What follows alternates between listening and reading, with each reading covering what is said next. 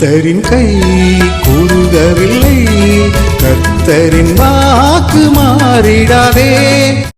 ஆண்டவராகிய இயேசு கிறிஸ்துவின் நாமத்தினாலே உங்களை வாழ்த்துகிறேன். இன்றைக்கும் நாம் தியானிக்கக்கூடிய சங்கீத பகுதி 119ஆம் சங்கீதம் 113ஆம் வசனத்திலிருந்து 120ஆம் வசனம் வரைக்கும்.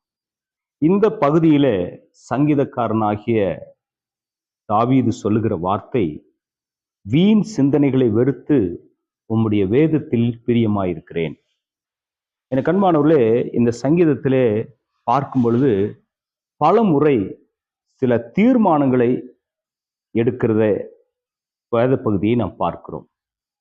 தீர்மானங்களை எடுக்கிறார். நான் உமது வீண் சிந்தனைகளை வெறுப்பேன் என்று 113ஆம் சங்கீதத்திலே சொல்லுகிறார். 115ஆம் சங்கீதத்திலே பாருங்கள், நான் உம்முடைய கற்பனைகளை கை கொள்ளுவேன் என்று சொல்லுகிறார்.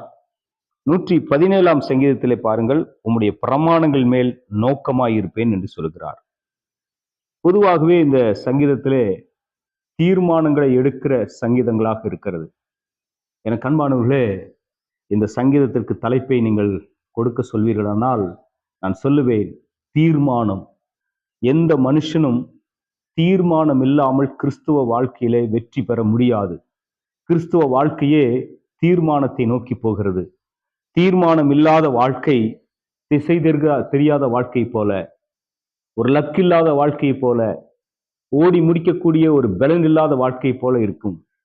ஆகவே பிரியமானவர்களே, இந்த சங்கீதக்காரன் எடுத்த தீர்மானத்தை போல நாமும் எடுக்க கடமைப்பட்டிருக்கிறோம். ஆகவே நம்முடைய வாழ்க்கையிலே அவருடைய பிரமாணங்கள் மேல நோக்கமாயிருக்கிற ஒரு தீர்மானத்தை நாம் எடுக்க கர்த்தர் உதவி செய்வாராக.